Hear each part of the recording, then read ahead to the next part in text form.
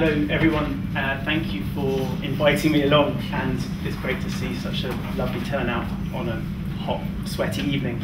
I want to start with a very brief true life story that I think illuminates something about what's happening in Egypt at the moment and the role we can all play in supporting the revolutionary struggle there. It's a story set back in October 2012 in a palatial office suite about 30 miles southwest of Suez. And this story stars a woman named Madame Daniela. And this particular moment in time, she's clad in a black print dress. She's got kind of pearl-studded bracelets and immaculately coiffed hair, and she's sort of, as she walked back and forth across the room, there's this portable cloud of perfume which sort of glides with her. And she is staring, as she paces, with ill-disguised disdain at two journalists sitting in front of her, both of whom are wearing kind of ragged t-shirts and broken jeans. And whereas Madame Daniela smells like she's just stepped out of a chic kind of department store, these two journalists smell more like they've been in sort of a localized toxic spillage. And Madame Daniela is the vice president of a company called Cleopatra Ceramics, and the company is owned by her husband, Mohammed Abu Anin, who is an old NDP stalwart and regime crony. Now, you wouldn't think of it to look at me now, but I was one of those filthy journalists. And along with my colleague Mohammed Effat, we had been discovered in one of Cleopatra Ceramics' chemical mixers by the head of security and dragged unceremoniously to the offices. As you might have gathered, we weren't exactly at the factory at the invitation of factory management. Instead, we'd been invited there by the independent trade union leaders in the factory who wanted to show us their abominable working conditions, and they wanted to talk about their struggle to build a different kind of workplace, a different model of power and production within the factory.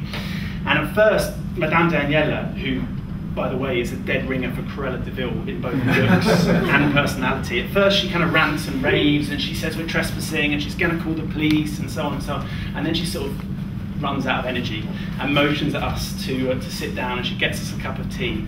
And she just begins opening her heart to us and pouring out this kind of litany of revolution-related woes. It was the most bizarre therapy session I've ever been involved in my life. She's talking about how now her and her husband can't walk across the factory floor without being accosted by the staff, all the demands they're making for trifles like safety equipment and a living wage and so on. She put out various bits of sort of casual racism. When we asked her about how bad the working conditions were, she said, seriously, I know they're not great, but I mean, have you seen these guys' homes? They're so poor, it's even worse over there. But the thing that she complained about most of all was something intangible and something that she couldn't quite put into words. Something that, to be honest, was the only reason Mohammed and I were able to get into the factory that day. And what she was complaining about was the fact that the old lines of authority and control that had structured that factory for so long had now become blurred, and that her dominion over this economic empire was shrinking by the day, and in fact had shrunk so much that it was basically extended no further than her office walls. And as if to prove that point, as we were talking, we were suddenly ushered again out of the room and told to leave. And on the streets below, there was a scene of absolute bedlam. There's kind of factories and pickup trucks and lorries and factory workers all streaming towards the entrance gate. And there at the entrance gate is Mohammed Abu Anin himself, freshly acquitted from a trial in Cairo where he was accused of being part of the Battle of the Camel attack on Tahrir Square during the 18 days. And he was trying to return to his offices and return to the factory, and instead he'd been intercepted by his workers and effectively kidnapped, non-violently, I would add. And it was an extraordinary moment. You had this long-running, rigid model of power that was now turning into something fluid. Don't get me wrong, the workers hadn't taken over the factory, but equally they weren't as under Madame Daniela and Mohammed Abu Anin's thumbs as they used to be. It was a state in which all these kind of uncertain and uneven and exciting spaces, both physical and imaginative, were appearing and then going. And in many ways, it felt like a microcosm of Egypt as a whole, this moment of kind of jarring, contested transition, where an old world was broken, but a new world wasn't yet formed. And the reason why I think this scene and this story matters is because it goes to the heart of what this long revolution, and make no mistake, I truly believe it is a long revolution that is continuing and is deep and profound and will reshape Egypt for many years to come.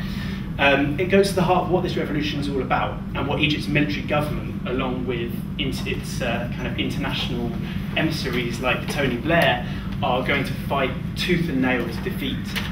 Throughout history, the vast majority of Egyptians have been told that they're nothing more than interlopers in the corridors of power where decisions about their lives are made. They've been told they have no active role to play in shaping their communities, their environment, their economy. And that conception, that authoritarian, patriarchal, exclusionary structure of the state has held true from, even as the political topsoil has shifted, from colonial officials to the post-1952 military dictatorship, from Mubarak to Tantawi's junta, to Morsi's ministers, to the rise of Sisi. And the revolution is threatening to break that open. And it's not just threatening to restructure the state in the process, it's also threatening to transform millions of smaller spaces below it, from schools, universities, to fields, to football clubs, and to factories like Cleopatra Ceramics. And of course, the military bureaucratic caste that has run Egypt for the past 60 years knows this very well. And that's why they're so desperate to divide Egypt and on a completely different fault line. One that pits kind of military authoritarianism against Islamist fundamentalism, patriotism versus terrorism, them against us. And by presenting Egyptians with this false binary choice, they believe they can drain the revolution's energy away from the street by setting it up as oppressive generals or oppressive clerics. They think they can carry on with business as usual. And they've signed up people like Tony Blair to help them do it. I'm sure you've all read that Blair and his other New Labour stalwart Alistair Campbell have reportedly been doing consultancy work for the Sisi regime. And Blair has talked publicly about there being a titanic struggle in the Middle East. And he's right, there is a titanic struggle, but not the one that he speaks of. The titanic struggle is not about people in army fatigues, good guys in army fatigues versus bearded baddies. It's one that pits a generation of people on the ground who are practicing change from below and fighting to build a different kind of society and a different kind of world against those like Sisi and Blair who will roll out their entire arsenals to defend the status quo and cram all those political imaginations back into the box. And the reason why people like Blair are being mobilised internationally in defence of the military regime is because this titanic struggle is a global one, right? We're in a moment of worldwide financial crisis where old assumptions are crumbling, elites and establishments are looking tired and devoid of legitimacy and credibility, and different sorts of resistance, resistance against state oppression, resistance against economic violence, resistance against neoliberalism's handouts for the rich and austerity for the rest of us, resistance to the gross inequalities in wealth and power that structure our world today. We're in a moment where resistance like that can be seen from New York to Chile to Greece to Turkey to Egypt to London. And I think global elites know that Egypt's revolution has inspired the world once before, and they're terrified it could do so again. So before we talk about anything else, I think one of the most powerful things we in this room can do in terms of international solidarity is resist Blair's bullshit and say, we can fight to show the revolution as it really is, instead of allowing Sisi and his cronies to frame it in a way that works so much in their favour. And secondly, what we can do is join the struggles here in Britain and anywhere else in the world where they're happening, where people are trying to build a different kind of economy and a different kind of politics. Because that way we can show that the Egyptian revolution is not something that can be contained safely within a box, something that can be limited in space and time to Tahrir Square and the 18 days, something that's defanged to such an extent that Hillary Clinton and David Cameron can celebrate and applaud it, and Vodafone can use it to sell more SIM cards. We can show that the revolution is far more powerful than that seated within it is something transformative. And it's far more dangerous to the global elites who would love to see it reduced to a plastic trinket. I'm going to wrap up now. I just want to say there are a number of practical steps, I think, when we're talking about international solidarity we can take. Very quickly run through them as bullet points and then pass over to Mika and Liz and hopefully everybody who can contribute to this. Because this revolution and the crackdown against it have global dimensions, and because Egypt isn't North Korea, it's not completely detached from the international system, the regime can't completely insulate itself from global opinion, there are pressure points there. Tourism.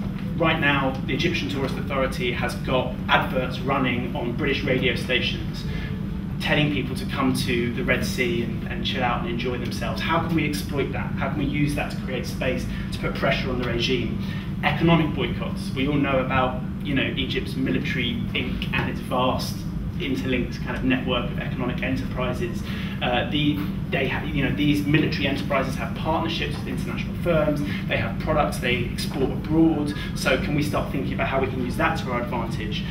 Governments, Veronia mentioned this earlier, we've seen with the Al Jazeera journalists that with the right amount of pressure, we can at least create a level of noise which makes life difficult for the regime. We're already seeing people inside the Egyptian establishment feeling queasy about the reputational damage this is doing to Egypt. For now, they seem to calculate that reinforcing this kind of Jazeera, Qatar, war on terror narrative is more beneficial than basically outweighs the risks of it alienating international opinion. But the more we keep that pressure on, the more that balance could shift. So let's broaden that out, right? Let's lobby our political representatives. Let's pass motions in student unions and trade unions. Let's hold protests. You know, let's build that wall of noise. And then the very final thing I'd say is, let's not get despondent. You know, these are dark days, really bloody dark days for the revolution. But despite appearances, I think they're also dangerous days for the counter-revolution. Sisi and the military are now on the front line of popular expectations in Egypt in a way they've never been before, even under Tantawi. The contradictions of the state that led to the revolution in the first place are as strong as ever, and we've seen protests in universities in recent months. We've seen the workers' struggles, which in February toppled Beblawi's government. Alaa Abdel Fattah, who, as we've been talking about, you know, has been jailed under Mubarak and under Morsi and under Tantawi and under Sisi. I remember speaking to him in 2011.